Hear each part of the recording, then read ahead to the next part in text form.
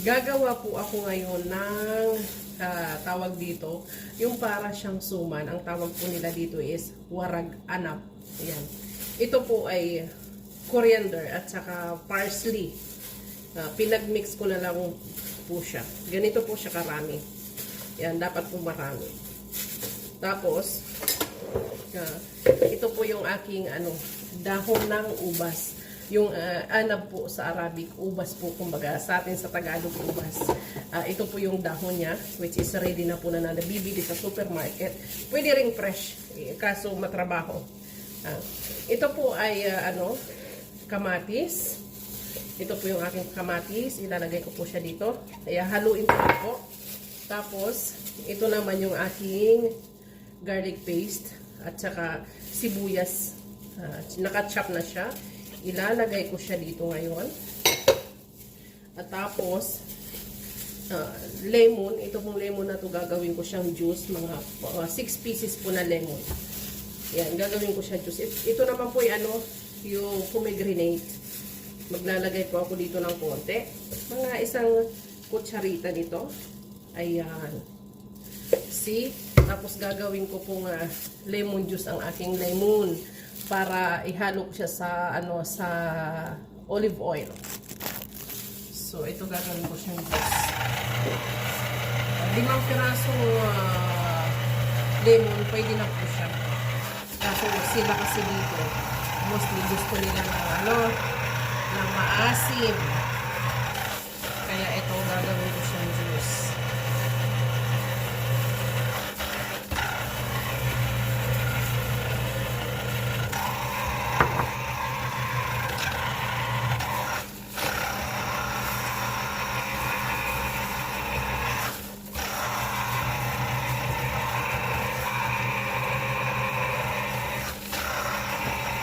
Itong pagkain na to is matrabaho siya.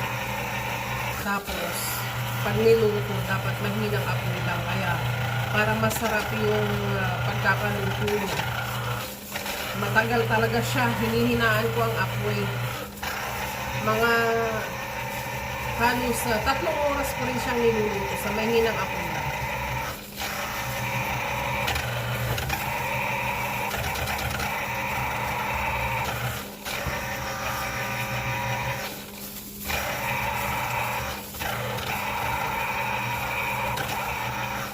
Ayan.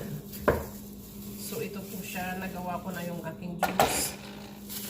Ganito siya karami. Ilalagay ko siya dito. Ayan. Tapos, maglalagay po ako ngayon ng olive oil. Yung olive oil is tinatansya ko na lang kasi nga kabisado ko na. Medyo marami ng konti ang olive oil niya. Medyo lagpas sa sa size na, sa sukat ng lemon. Ayan, ganyan po siya karami. Ito po, ang ginawa ko sa olive oil at saka sa lemon.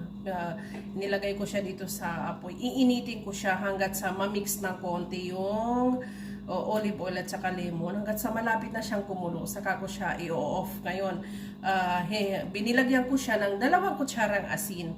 Kasi ang pinagbabasihan dito, yung sukat ng rice. Kaya, ganito po ang ginagawa ko.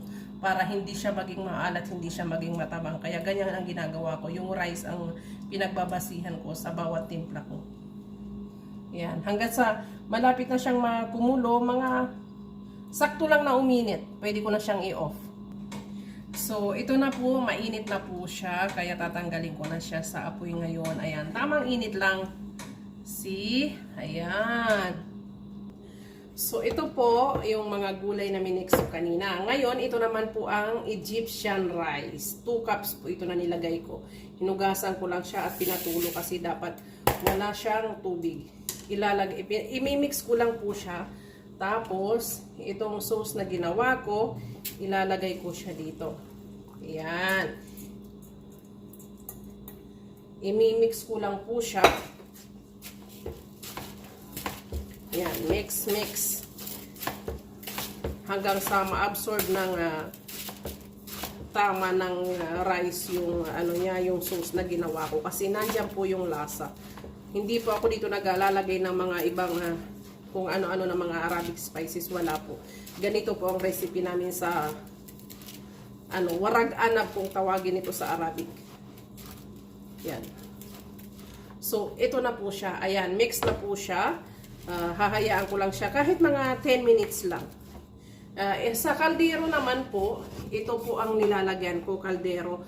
Nag-slice ako ng mga patatas, inilagay ko siya sa ilalim. So, ito naman po, itong tawag dito, yung rice, ibabalot po siya dito sa dahon. Yung parang suman ang dating niya. Ayan. Ito po yung pinaka mga special na mga recipe ng mga Arabo, lalo na kapag may party sila. Ito talaga yung mga nilalagay nila sa mga handaan. Iba-iba naman ang pagkakagawa ng recipe na ito. Yung iba, naglalagay sila ng mga spices, ganun.